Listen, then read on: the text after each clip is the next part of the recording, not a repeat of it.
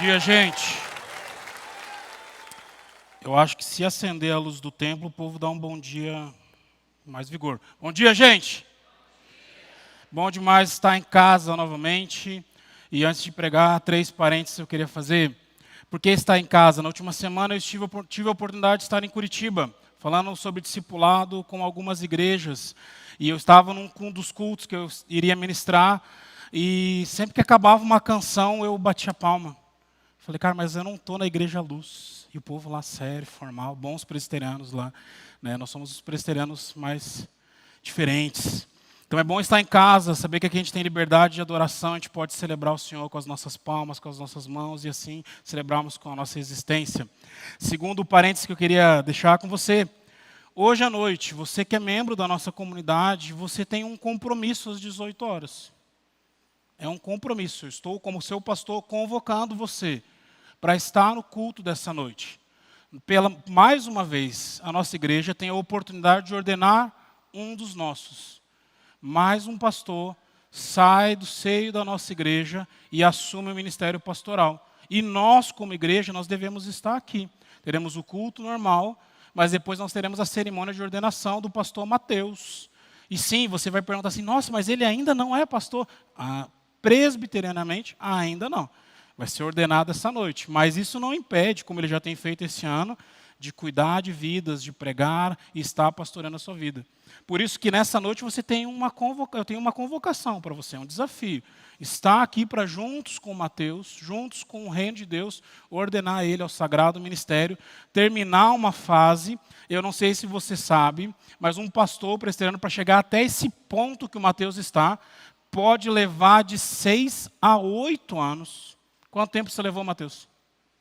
6. 1 ano avaliado antes, 1 ano avaliado depois, mas pode ser até 8 anos para depois, então, ser ordenado ao sagrado ministério. E é aí que o jogo começa.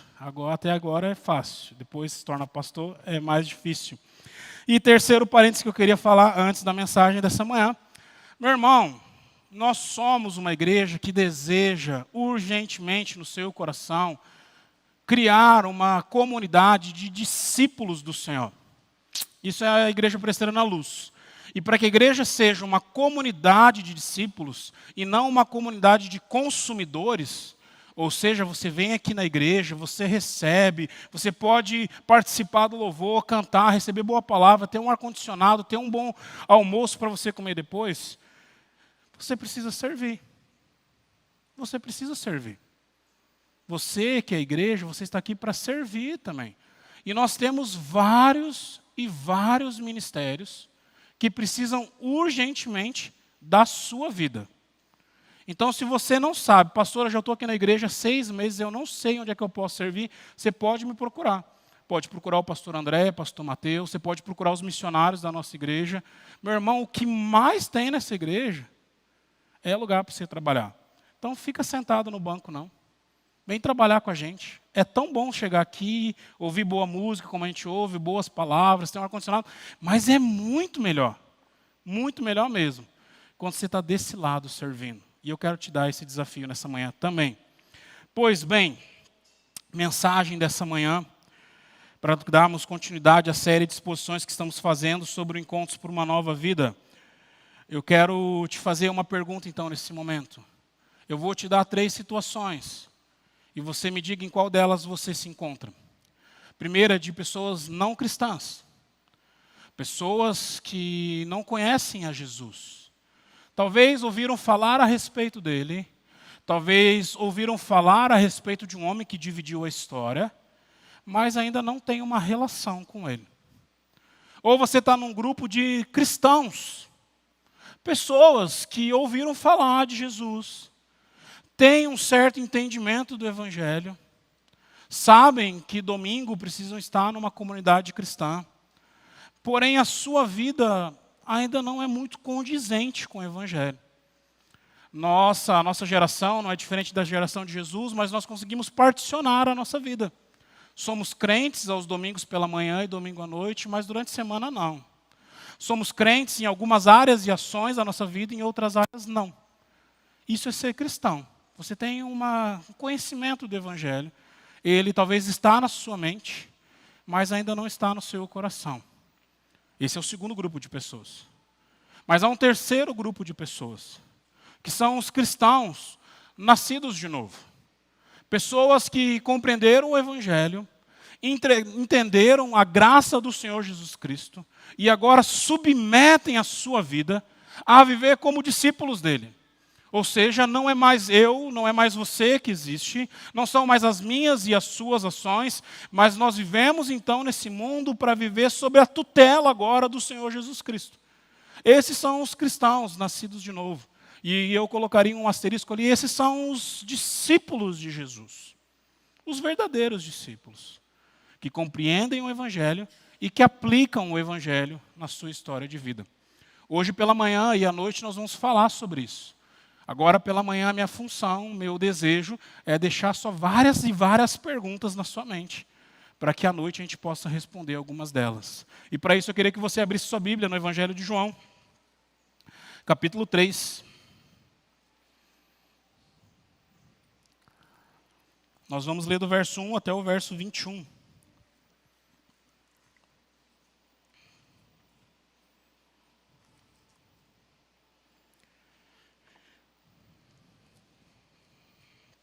Evangelho de João, capítulo 3. Nós vamos ler a partir do verso 1 até o verso 21. Havia um fariseu chamado Nicodemos, uma autoridade entre os judeus.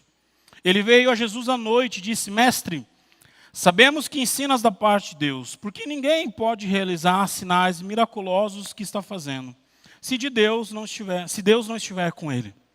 Em resposta, Jesus declarou: digo a verdade, ninguém pode ver o reino de Deus se não nascer de novo. Perguntou então Nicodemos: como alguém pode nascer sendo velho? É claro que não pode entrar pela segunda vez no ventre da sua mãe e renascer. E Jesus respondeu: eu digo a verdade, ninguém pode entrar no reino de Deus se não nascer da água e do Espírito. O que nasce da carne é carne, mas o que nasce do Espírito é Espírito. Não se surpreenda pelo fato de eu ter dito: é necessário que vocês nasçam de novo. O vento sopra onde quer. Você escuta, mas não pode dizer de onde vem nem para onde vai. Assim acontece com todo aquele que é nascido do Espírito. Perguntou então Nicodemos: como pode isso acontecer? E disse Jesus: você é mestre em Israel e não entende essas coisas? Asseguro que nós falamos daquilo que conhecemos e testemunhamos daquilo que vimos. Mas mesmo assim vocês não aceitam o nosso testemunho. Eu falei de coisas terrenas e vocês não creram. Como crerão se falar das coisas celestiais? Ninguém jamais subiu ao céu a não ser aquele que veio do céu, o Filho do Homem. E da mesma forma como Moisés levantou a serpente no deserto, assim também é necessário que o Filho do Homem seja levantado, para que todo aquele que nele crê tenha vida eterna. Porque Deus amou o mundo, que deu seu único Filho, para que todo aquele que nele crê não pereça, mas tenha a vida eterna. Pois Deus enviou o seu Filho ao mundo, não para condenar o mundo, mas para que este fosse salvo por meio dele. Quem nele crê não é condenado, mas quem não crê já está condenado por não crer no nome do Filho do unigênito de Deus. Este é o julgamento. A luz veio ao mundo, mas os homens amaram mais as trevas e não a luz, porque as suas obras eram más. Quem pratica o mal odeia a luz e não se aproxima da luz, temendo que as suas obras sejam manifestas. Mas quem pratica a verdade vem para a luz, para que se veja claramente que as suas obras são realizadas por intermédio de Deus. Pai, muito obrigado pelo texto da Escritura que nós lemos. Ele é a verdade que nós buscamos nessa manhã.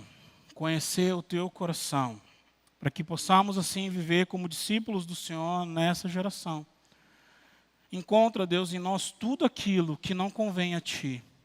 E retira do nosso coração nesse momento, em nome de Jesus. Amém. O Evangelho de João, o último evangelho a ser escrito. A maioria dos evangelhos foram escritos mais ou menos no ano 60 depois de Cristo. O Evangelho de João já é escrito ao final do século. João já tinha tido acesso a todos os livros, a todas as cartas paulinas, a tudo aquilo que a igreja primitiva estava vivenciando. O apóstolo João já estava vivendo, mas direcionado por Deus, em algum momento da sua história, esse evangelista decide escrever a respeito desse Jesus. A respeito desse homem que estava revolucionando o primeiro século, desse homem que ele acreditava que era o Filho de Deus, que ele acreditava que era o Messias, a quem Israel tanto aguardava. E é diferente dos outros evangelhos. Aliás, a diferença de João para os outros evangelhos está em algumas histórias que eles não apresentam, mas principalmente porque no evangelho de João você tem o lado mais humano de Jesus. Você vê Jesus sofrer, você vê Jesus chorar, você vê os últimos dias de Jesus, quando ele é conduzido à cruz por mim e por você. Você vê alguns milagres que você não vê nos outros evangelhos, e a história que nós acabamos de ler a respeito desse homem chamado Nicodemos, você só encontra aqui.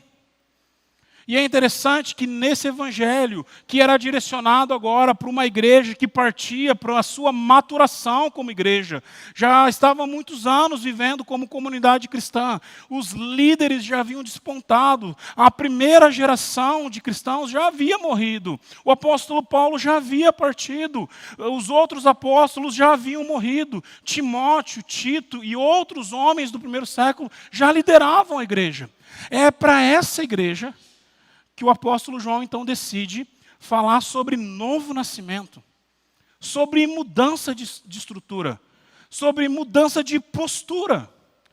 Como aquela igreja então primitiva que estava surgindo, em tão pouco tempo, nem 100 anos havia passado, já havia esquecido o propósito pelo qual Jesus Cristo veio à Terra, que era mudar a estrutura do homem, mudar a maneira que a gente se porta, mudar a maneira que a gente fala, mudar as nossas perspectivas de mundo, para que elas sejam então ajustadas à perspectiva de Deus. E nesse encontro, João parece encontrar o coração de tantos como nós, que estão talvez aqui nessa manhã, que vão ouvir essa mensagem daqui a alguns anos pelo YouTube, mas tantos homens e mulheres que guardam no seu coração caminhos que distanciam eles do Senhor, que parecem até muito bons aos seus olhos, que parecem ideais na sua relação, no seu relacionamento com Deus, mas que no final, está distanciando o seu coração do Criador. Eu não sou muito bom em exatas, não sou muito bom em matemática, física, não é minha praia.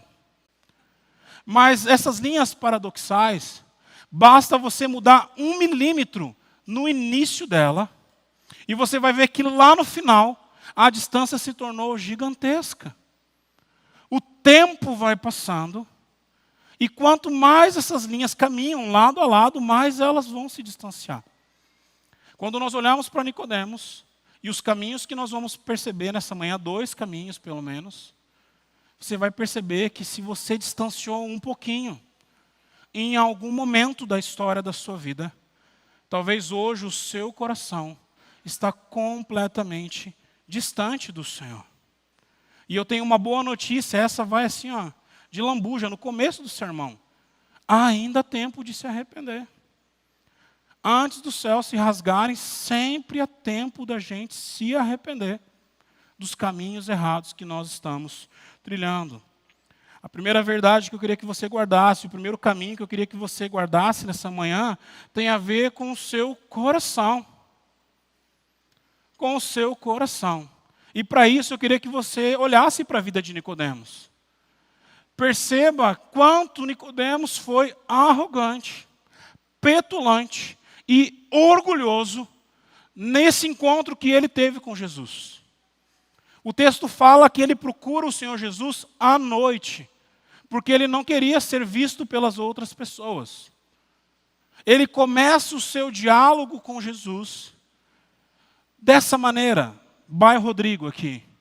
Senhor, eu estou sabendo o que o Senhor está ensinando aí. Aliás, eu sou mestre igual ao Senhor. E eu quero conversar contigo. Entender o que está acontecendo, para que eu possa voltar para a minha sinagoga.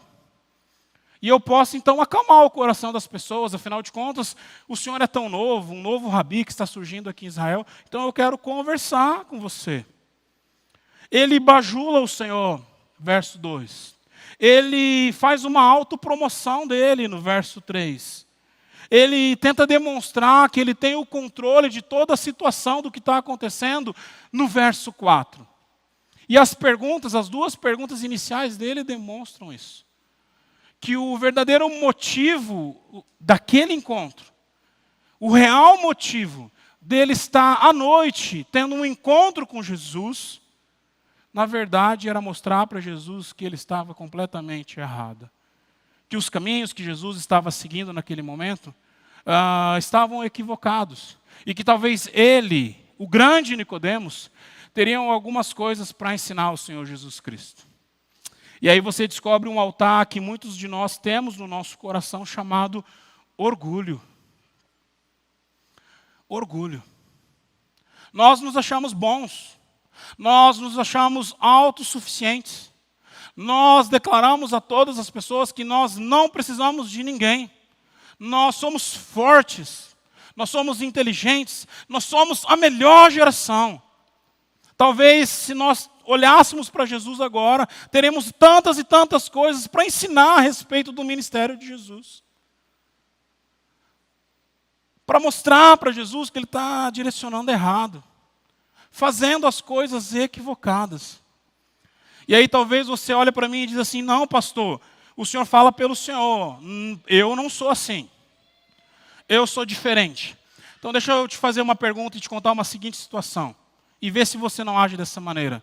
Todas as vezes que você vai orar pedindo algo para o Senhor, você ora ao Senhor e fala assim, Deus, seja feita a tua vontade, aquilo que o Senhor quiser, o Senhor faz, eu estou feliz com aquilo que o Senhor fizer. Você chega para Deus e fala assim, Deus, eu quero um carro, de preferência um Camaro amarelo, que nem o da música.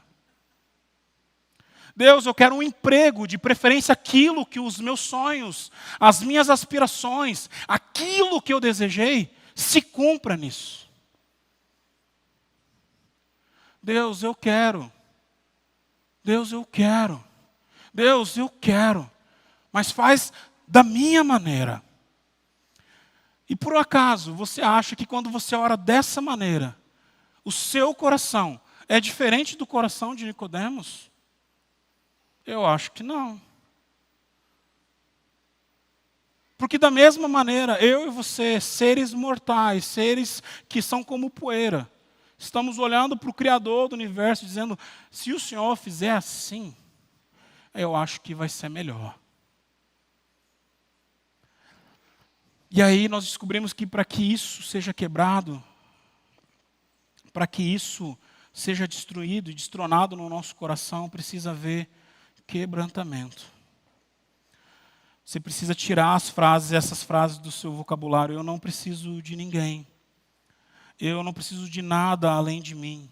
No fundo, eu me basto. Porque Tiago, alguém muito próximo a Jesus, um dos seus irmãos, que viu Jesus lá crescer, ele fala que o Senhor rejeita um coração assim, mas que ele se aproxima de um coração quebrantado. Eu acho que nós precisamos mudar esse caminho na nossa história. Eu acho que se nós realmente queremos ter uma nova vida, a nossa oração nessa manhã deveria ser muito mais, Deus, faz a tua vontade, do que tentar direcionar os planos do Senhor. Mas eu não sou Jesus. Eu não consigo sondar o coração.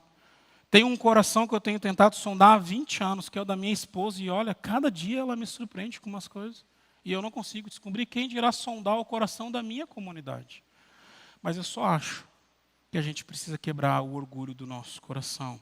Segundo caminho que eu e você precisamos quebrar. E ele acaba sendo um ídolo que é uma consequência do nosso orgulho. Porque se você ler do verso 9 até o verso 21, quando Jesus vai dando então uns corte, faca, tramontina assim em Nicodemos, Mas você percebe que depois que Jesus destrona o orgulho de Nicodemos, ele parte para aquilo que ele pode fazer, para a religiosidade dele, para aquilo que ele pode apresentar ao Senhor.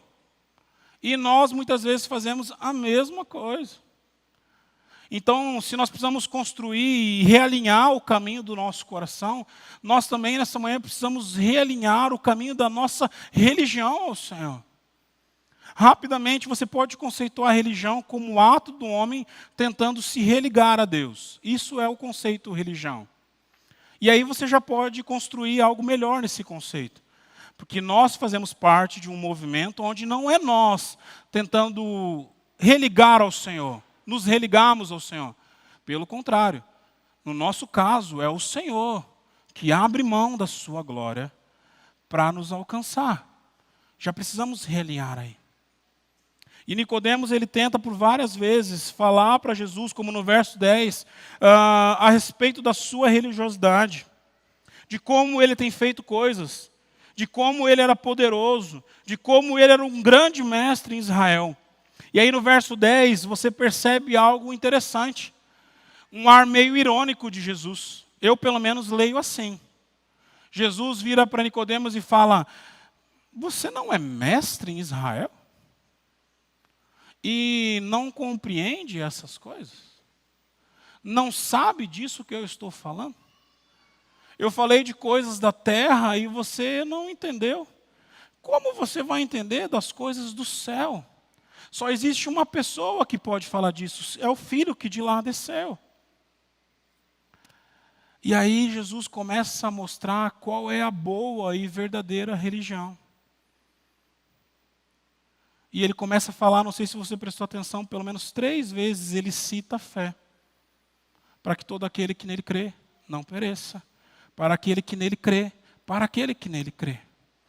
A verdadeira religião não tem muito a ver com aquilo que eu posso fazer. Mas a verdadeira religião tem a ver com eu depositar a minha confiança naquilo que Jesus fez. Porque ele fala um versículo que você, que é crente há muitos anos, sabe de cor. Só falta a gente começar a aplicar ele na nossa vida. Porque Deus, ele amou o mundo de tal maneira que ele entregou o seu único filho para que todo aquele que nele crê não pereça, mas tenha a vida eterna. Jesus olha para Nicodemos e diz: Nicodemos, está na sua cara. Não são as suas ações como o grande mestre em Israel que você é, que vai livrar você da ira divina. Não é as suas melhores ponderações e interpretações, arguindo o Criador, que vão fazer com que você mereça 1 centímetro do seu amor. Nicodemos, não são os seus títulos, o quanto você consegue passar pelas pessoas e as pessoas honrarem você, que vão dar a você o título de filho, mas é a fé. É só através da fé que você consegue trilhar esse caminho de amor. E eu acho interessante Jesus, porque eu acho que eu e você agiríamos diferente. Só acho. Cara, eu sou Jesus, fera. Eu vim para o trabalho mais difícil. Você acha que trabalhar na igreja é difícil? Não é. Você acha que o seu trabalho é difícil? Não é. O trabalho de Jesus, além de ter ido para a cruz, ele guarda algo que às vezes eu e você esquecemos. Que ele sentiu o peso da ira de Deus sobre as costas dele. E cara, se quando você chega aqui na igreja, canta sobre o amor de Deus, você chora, porque você é constrangido por esse amor que você não consegue explicar. Deus, ele é perfeito.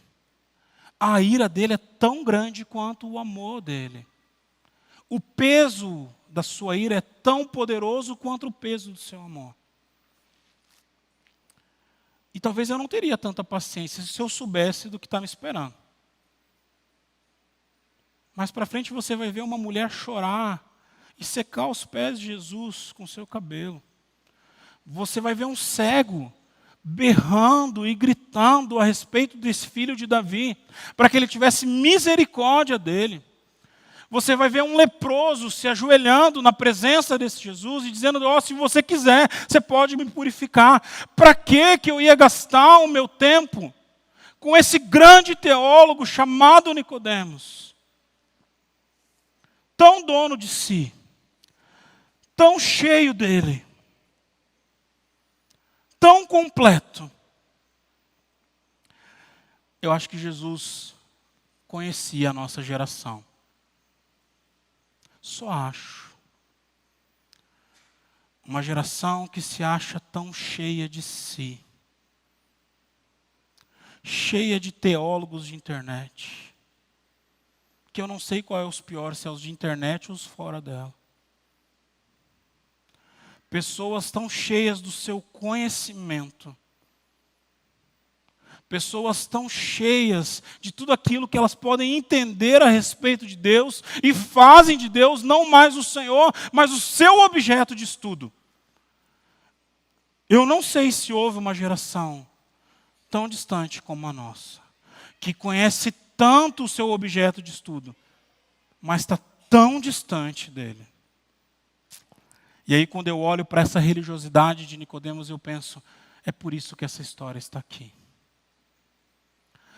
Para lembrar eu e você que há expressão de graça para mim e para a sua vida, mesmo diante de toda a nossa sapiência, de toda a nossa sabedoria, de tudo aquilo que nós achamos que nós conhecemos sobre Deus.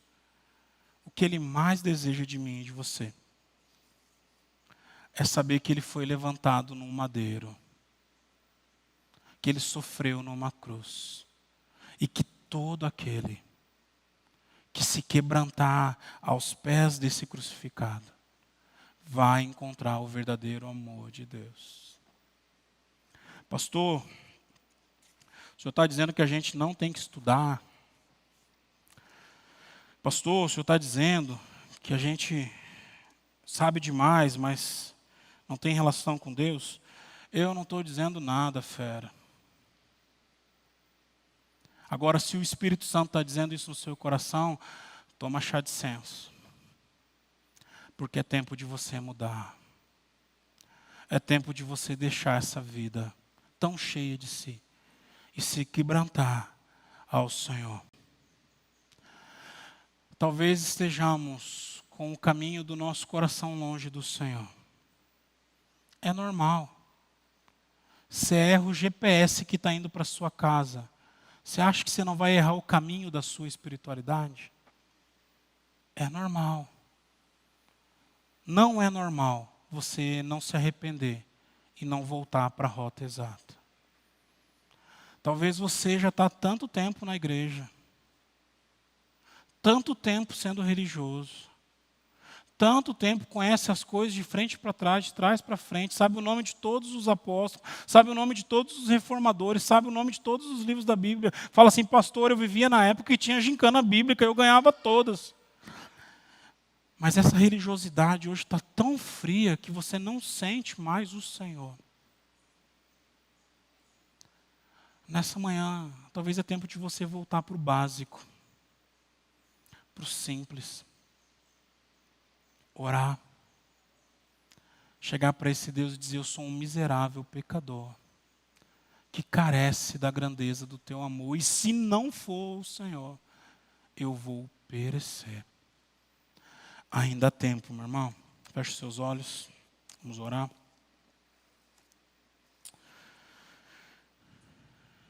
Deus, obrigado pela vida de Nicodemos. É tão interessante. Esse personagem, nós não sabemos o fim dele, Senhor. Se ele foi salvo, se ele se arrependeu. Aprove ao Senhor escrever a história dele assim. Mas tantas coisas, Deus, nós temos para aprender com ele. Olha para o nosso coração. Como a canção do Salmo nos ensina. Olha, sonda o nosso coração, esquadrinha o nosso coração, vê os caminhos maus que estão dentro dele e nos livra, Senhor. Quero pedir perdão, Senhor, pela minha religiosidade. Pelas vezes que eu acho que eu posso algo porque eu estudo o Senhor. Quebra o meu coração. E eu quero pedir ao Senhor que o Senhor quebre o coração da nossa comunidade também. A história nunca é sobre nós, é sempre sobre o Senhor. É ao Senhor toda a honra e toda a glória e todo o louvor.